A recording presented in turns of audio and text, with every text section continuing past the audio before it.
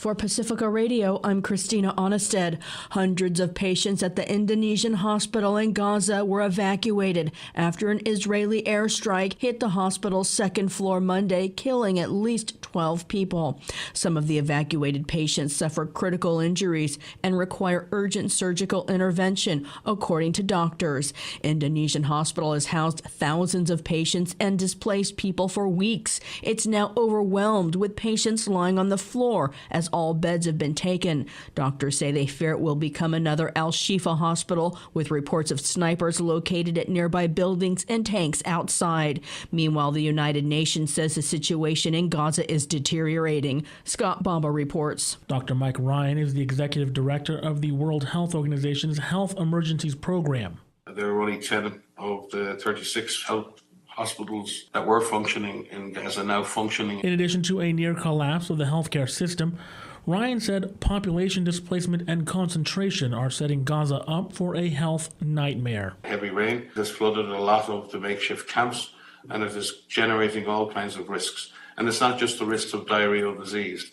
The sudden drop in temperature is going to create a problem with pneumonia in children, the stress that those kids are under, the nutritional status that those children have, make it a recipe for epidemics. As the United Nations marks World Children's Day, United Nations Secretary General Antonio Guterres said he has had to present 7 annual reports on children killed by state actors, with the worst culprit being the Taliban in 2017, who killed roughly 700 children. But he said the war in Gaza has profoundly changed the math. We have had, in a few weeks, thousands of children killed. We are witnessing a killing of civilians that is unparalleled and unprecedented. I'm Scott Bamba, Pacifica Radio, KPFA. In the U.S., Senator Democrat Jeff Merkley has become the second senator to call for a ceasefire in Gaza. In a statement, he said he supports Israel's right to self-defense. But the way Israel has conducted that campaign matters and has been deeply disturbing for me and millions of others. Israel's unleashed a bombing campaign on Gaza of phenomenal ferocity. The impression the world has been left with is one of indiscriminate bombing, the Oregon senator said.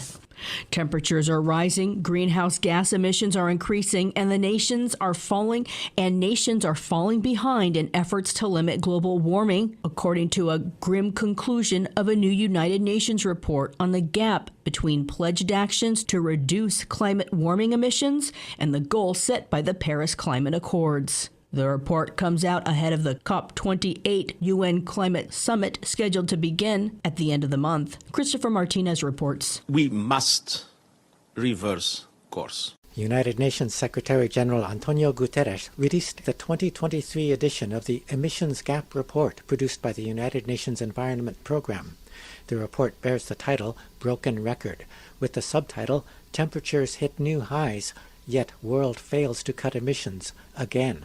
Under the 2015 Paris Climate Accords, nations agreed to aim for a target of reducing global warming to 1.5 degrees Celsius. But that's not the way it's been working out, according to Guterres. Present trends are racing our planet down a dead-end 3-degree temperature rise. In short, the report shows that the emissions gap is more like an emissions canyon. A canyon littered with broken promises, broken lives, and broken records. The new report comes ahead of the COP28 climate summit scheduled to begin in Dubai on November 30th. Guterres says the report and debate at COP28 must, in his words, light the fuse to an explosion of ambition in 2025. It demands a just, equitable renewables transition and record emissions reductions. Reporting for Pacifica Radio News KPFA, I'm Christopher Martinez. The Biden administration marked Transgender Remembrance Day Monday. The Human Rights Campaign issued a report finding at least 33 trans people were killed in the U.S. in the last year. That number is much higher globally. The group Transgender Europe reports 321 trans and gender diverse people were killed globally between October 1st, 2022 and September 30th, 2023. A statement from U.S. President Joe Biden says there's no place in hate in America and no one should be discriminated against simply for being themselves. An appeals court has struck down a core provision of the Voting Rights Act Catherine Carley reports. A federal appeals court ruling in an Arkansas gerrymandering case says only the federal government, not private citizens or groups, can challenge voting rules under the racial discrimination section of the landmark law, the 1965 Voting Rights Act. Civil rights organizations say that would cripple a major tool for protecting minority votes and say they want to take it to the Supreme Court. House Democratic leader Hakeem Jeffries of New York says they'll work to restore the full force of the law. The right to vote is sacred. It's central to the integrity of our democracy, to the principle of free and fair elections. I'm Catherine Carley for Pacifica Network and Public News Service. I'm Christina Onnested reporting for Pacifica Radio.